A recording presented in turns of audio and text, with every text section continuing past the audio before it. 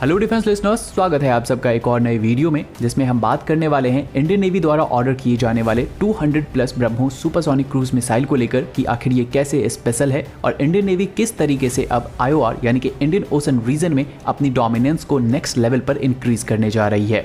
तो indigenous industry को एक मेजर बूस्ट देते हुए इंडियन नेवी एमओडी के पास 200 प्लस ब्रह्मोस मिसाइल के ऑर्डर के क्लियरेंस के लिए एक प्रपोजल सेंड किया है, जिसके अप्रूव होते ही इंडियन नेवी की ब्रह्मोस वाली आर्सेनल न्यू ब्रह्मोस से इक्विप्ड होनी स्टार्ट हो जाएगी। अब तक इंडियन नेवी के पास और कोस्टल एरिया में 290 किलोमीटर वाले पुराने वर्जन के ब्रह्मोस डिप्लॉयड थे। साथ ही इंडियन नेवी के सभी फ्रंटलाइन शिप में भी पुराने 290 किलोमीटर रेंज वाली ब्रह्मोस का ही यूज किया जा रहा था। लेकिन जैसा कि हम सब जानते हैं कि भारत अब ऑलरेडी 400 प्लस किलोमीटर वाले और 800 किलोमीटर वाले ब्रह्मोस के ऊपर वर्क कर रहा था। साथ में इसमें इंडिजीनियस कंटेंट की मात्रा भी बढ़ाई जा रही थी और हाल ही में इंडियन नेवी ने अपने वॉरशिप से अरेबियन सी में इंडिजीनियस सीकर और बूस्टर वाले ब्रह्मोस का सक्सेसफुल परीक्षण भी किया था, जिसकी रेंज तो डिस्क्लोज नहीं की गई थी, लेकिन मिसाइल ने सेम प्रिसीजन के साथ अपने टारगेट को न्यूट्रलाइज किया था। और अब जो 200 ब्रह्मोस के ऑर्डर प्लेस किए जाने वाले हैं, तो उसे इंडियन नेवी के सभी फ्रंटलाइन शिप यानी कि डिस्ट्रॉयर, फ्रिगेट और एयरक्राफ्ट कैरियर और कोस्टल एरिया में भी डिप्लॉय किए जाएंगे। इंडियन नेवी की अगर लेटेस्ट डिस्ट्रॉयर की बात करें तो विशाखापत्तनम क्लास की डिस्ट्रॉयर है जो कि 16 ब्रह्मोस को कैरी करता है। वहीं लेटेस्ट नीलगिरी क्लास की फ्रिगेट 8 ब्रह्मोस को कैरी करने में सक्षम है।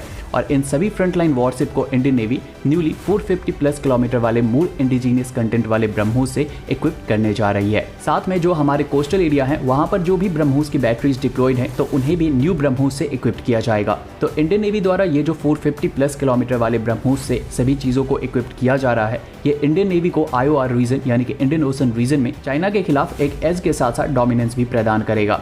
हमारे एक तरफ जहां पाकिस्तान की नेवी है, वहीं दूसरी तरफ चाइना की नेवी है। पाकिस्तान की नेवी के लिए तो इंडियन ओशन रीजन में इंडियन नेवी से दूर रहने में ही भलाई है, क्योंकि उसके लिए तो ब्रह्मोस की जरूरत भी नहीं पड़ेगी। लेकिन चाइनीज नेवी द्वारा बार बार इंडियन ओशन रीजन में आना एक एग्रेसिव माइंडसेट को शो करता है और ये सेम अप्रोच अब इंडियन नेवी भी अप्लाई कर रही है। इंडियन नेवी की शिप जब 450 प्लस किलोमीटर वाले ब्रह्मोस से इक्विप्ड होगी, तो ये एक लॉन्गर डिस्टेंस होगा, जहां चाइनीज शिप की रेंज से बाहर रहते हुए भी या उसकी रेंज में रहते हुए भी चाइनीज शिप को इजिली डिस्ट्रॉय किया जा सकेगा। और ये तो हम सब जानते ही हैं कि ब्रह्मोस की प्रिसिजन स्ट्राइक कितनी खतरनाक है। मतलब एक मिसाइल और एक शिप का बचना लगभग नामुमकिन होता है।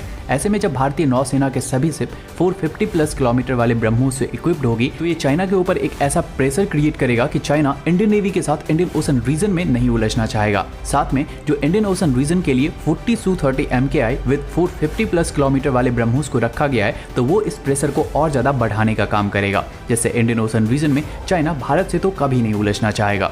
इंडियन नेवी अब चाइनीज नेवी के ऊपर अपनी ब्रह्मोस से एडिशनल एज हासिल करने जा रही है और वैसे भी अब पावर न्यूट्रलाइज करने का टाइम नहीं है, बल्कि चाइना को उसी के लैंग्वेज में उसे मुंहतोड़ जवाब देने का टाइम है।